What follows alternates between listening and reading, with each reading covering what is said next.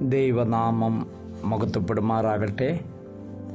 എന്നെ ശ്രദ്ധിക്കുന്ന എല്ലാ പ്രിയപ്പെട്ട മാന്യ ശ്രോതാക്കൾക്കും വേഗം വരുന്ന കർത്താവായ യേശുക്രിസ്തുവിൻ്റെ അതിപരിശുദ്ധമായ നാമത്തിൽ പാറ്റ്നയിൽ നിന്നും സ്നേഹവന്ദനങ്ങൾ ആമുഖമായി അറിയിക്കുന്നു. ഒരിക്കൽ കൂടി ദൈവവചനത്തിന് മുമ്പാകെ കടന്നു വരുവാൻ വലുവനായ ദൈവം സഹായിച്ചതിനായി ഞാൻ ദൈവത്തെ സ്തുതിക്കുന്നു. നാം ചിന്തിച്ചുകൊണ്ടിരിക്കുന്ന റോമാലേഖനം 8-ാം അധ്യായത്തിൽ നിന്നുമാണല്ലോ. 8-ാം അധ്യായത്തിൻ്റെ 7 മുതൽ ചില വാക്യങ്ങൾ വായിക്കാനായിട്ട് ആഗ്രഹിക്കുന്നു. ജഡത്തിൻ്റെ ചിന്ത ദൈവത്തോട് ശത്രുത്വമാകുന്നു. അത് ദൈവത്തിൻ്റെ ന്യായപ്രമാണത്തിന് കീഴ്പ്പെടുവാൻ കഴിയുന്നുമില്ല. ജഡസ്വഭാവമുള്ളവർക്ക് ദൈവത്തെ പ്രസാദിപ്പാൻ കഴിയുകയില്ല. നിങ്ങളോ ദൈവത്തിൻ്റെ ആത്മാവ് നിങ്ങൾ വസിക്കുന്നു എന്ന് വരികിൽ ജഡസ്വഭാവമുള്ളവരല്ല, ആത്മസ്വഭാവമുള്ളവരത്രേ. ക്രിസ്തുവിൻ്റെ ആത്മാവില്ലാത്തവൻ അവനുള്ളവനല്ല. ക്രിസ്തു നിങ്ങളിൽ ഉണ്ടെങ്കിലോ ശരീരം പാപം നിമിത്തം മരിക്കേണ്ടതെങ്കിലും ആത്മാവ് നീതി നിമിത്തം ജീവനാകുന്നു. അപ്പോസ്തലനായ പൗലോസ് ജഡസ്വഭാവമുള്ളവർക്ക് ദൈവത്തെ പ്രസാദിപ്പാൻ കഴിയുകയില്ല എന്ന് പറയുന്ന ഭാഗം നാം ഇന്നലെ ചിന്തിക്കുകയുണ്ടായല്ലോ. ജഡത്തിൻ്റെ ചിന്ത ദൈവത്തോട് ശത്രുത്വമാകുന്നു.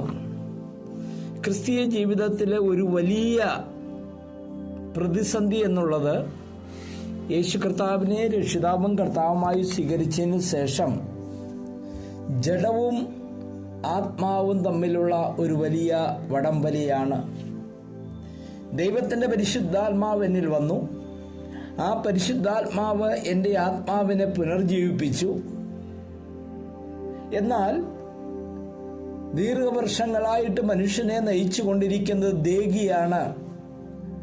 അത് ജഡത്തിലൂടെ പ്രവർത്തിച്ച് തങ്ങളുടെ ഇഷ്ടമനുസരിച്ച് കാര്യം ചെയ്യുവാനായിട്ട് ആഗ്രഹിച്ചു കൊണ്ടിരിക്കുന്നു. എന്നാൽ ദൈവത്തിൻ്റെ പരിശുദ്ധാത്മാവ് വന്നപ്പോൾ നമ്മുടെ ആത്മാവ് ആ കർത്തൃത്വം ഏറ്റെടുത്തു. ദൈവത്തിൻ്റെ പരിശുദ്ധാത്മാവിനെ സഹായിക്കുന്നു. എന്നാൽ ദേഹി അത് അംഗീകരിക്കുവാനായിട്ട് തയ്യാറാകുന്നില്ല. ദേഹി തൻ്റെ ഇഷ്ടമനുസരിച്ച് പാപജീവിതം നയിപ്പിച്ചുകൊണ്ടിരിക്കുകയായിരുന്നു. എന്നാൽ ഇന്ന് ദൈവത്തിൻ്റെ പരിശുദ്ധാത്മാവിനാൽ നമ്മുടെ ആത്മാവ് കർത്തൃത്വം ഏറ്റെടുത്ത കാര്യങ്ങൾ ചെയ്യുവാനായിട്ട് തുടങ്ങി. ഉദാഹരണത്തിന് ബൈബിൾ വായിക്കുവാൻ, പ്രാർത്ഥിക്കുവാൻ, ആത്മീയ കാര്യങ്ങൾ ഇടപെടുവാൻ, കർത്താവിനെ ആരാധിക്കുവാൻ, ഇതൊക്കെ ആത്മാവാണ് നമുക്ക് പ്രേരണ നൽകുന്നത്.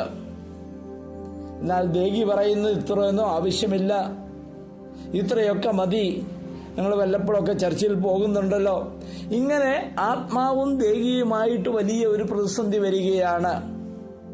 അപ്പോൾ ജഡം കൊണ്ട് പല കാര്യങ്ങൾ നമ്മൾ ചെയ്യുന്നുണ്ട്, ആത്മാവ് കൊണ്ട് പല കാര്യങ്ങൾ ചെയ്യുന്നുണ്ട്. ക്രിസ്ത്യ ജീവിതത്തിൽ നിന്ന് വലിയൊരു പ്രതിസന്ധി എന്ന് പറഞ്ഞാൽ ആത്മാവിനാൽ ഞാൻ നയിക്കപ്പെടുന്നവനാണോ ജഡത്താൽ നയിക്കപ്പെടുന്നവനാണോ എന്നുള്ളതാണ്. ആത്മാവിനാൽ നയിക്കപ്പെടുന്നവൻ ആ വ്യക്തിയുടെ ഏക ചിന്ത എന്നുള്ളത് സകല മാനവും മഹത്വവും കർത്താവിന് ലഭിക്കണം. ആ വ്യക്തിയുടെ ചിന്ത എന്നുള്ളത് എനിക്ക് ദൈവഹിതം മാത്രം ചെയ്യണം. ആ വ്യക്തിയുടെ ചിന്ത എന്നുള്ളത് കർത്താവിൻ്റെ രാജ്യം, കർത്താവിൻ്റെ സഭ വളരണം. എന്നാൽ ജഡത്താൽ നയിക്കപ്പെടുന്ന വിശ്വാസിക്ക് ഞാൻ ചില ആത്മീയ പ്രവർത്തനങ്ങൾ ചെയ്യുന്നതായിട്ട് കാണിക്കണം, ഞാൻ ചില കാര്യങ്ങൾ ചെയ്ത് ആത്മീയനാണെന്ന് മറ്റുള്ളവരെ കാണിച്ചു കൊടുക്കണം. അങ്ങനെ ഞാൻ എന്നുള്ള ഒരു ഘടകം അവിടെ വരികയാണ്. അതുകൊണ്ട് പൗലോസ് പറയുകയാണ്, ജഡത്തിൻ്റെ ചിന്ത ദൈവത്തോട് ശത്രുത്വമാണ്. എന്നെ ശ്രമിക്കുന്ന പ്രിയപ്പെട്ടവരെ, നാം കൃപയാലാണ് രക്ഷിക്കപ്പെട്ടത് എന്ന് നമുക്കറിയാം. അതേ കൃപയിൽ ആശ്രയിച്ച് മാത്രമേ നമുക്ക് ക്രിസ്ത്യ ജീവിതം നയിക്കാനായിട്ട് കഴിയുകയുള്ളൂ. അത് നാം റോമാലേഖനം 7-ാം അധ്യായത്തിൽ നിന്നും ചിന്തിച്ചതാണ്. അതുകൊണ്ട് ആ കാര്യങ്ങൾ വീണ്ടും പറയുവാൻ ആഗ്രഹിക്കുന്നില്ല. ദൈവത്തിൻ്റെ കൃപയിൽ പൂർണ്ണമായിട്ട് ആശ്രയിക്കുക, ദൈവത്തിൽ ആശ്രയിക്കുക. ജഡത്തിൻ്റെ ചിന്ത ദൈവത്തിൻ്റെ ന്യായപ്രമാണത്തിന് കീഴ്പ്പെടുന്നില്ല, അത് കീഴ്പ്പെടുകയുമില്ല. അത് തൻ്റെ ബുദ്ധിപരമായ കാര്യങ്ങൾ ചെയ്യുവാനായിട്ട് പ്രേരിപ്പിക്കും. അതുകൊണ്ടാണ് 8-ാം വാക്യം നാം വായിച്ചത്, ജഡസ്വഭാവമുള്ളവർക്ക് ദൈവത്തെ പ്രസാദിപ്പിക്കാനായി കഴിയുകയില്ല. നമ്മുടെ ക്രിസ്തീയ ജീവിതത്തിന്റെ ഏക ലക്ഷ്യമെന്നുള്ളത് കർത്താവെ, ഞാൻ ചെയ്യുന്നത് മുഖാന്തരം ദൈവത്തിന് പ്രസാദകരമാണോ അല്ലയോ? കർത്താവ് പറഞ്ഞല്ലോ, നിന്റെ ഹിതം ചെയ്യുവാനായിട്ട് ഞാൻ വന്നു. നമുക്കറിയാം, കർത്താവ് 30 വർഷക്കാലം ഈ ഭൂമിയിൽ ഒരു രഹസ്യ ജീവിതമായിരുന്നു, പബ്ലിക്കായ മിനിസ്ട്രി ഇല്ലായിരുന്നു. ആ രഹസ്യ ജീവിതത്തെ നോക്കിയിട്ട് കർത്താവിന്റെ സ്നാന സമയത്ത് സ്വർഗം പറയുകയാണ്, ഇവനിൽ ഞാൻ പ്രസാദിച്ചിരിക്കുന്നു. കർത്താവിന്റെ രഹസ്യ ജീവിതത്തിൽ പിതാവായ ദൈവം സ്വർഗം പ്രസാദിച്ചിരിക്കുന്നു. 3.5 വർഷക്കാലത്തെ പരസ്യ ജീവിതത്തിന് ശേഷം മറുരൂപമലയിൽ വെച്ച് അതേ ശബ്ദം നാം കേൾക്കുകയാണ്, ഇവനിൽ ഞാൻ പ്രസാദിച്ചിരിക്കുന്നു, ഇവന് ചെവി കൊടുക്കുക.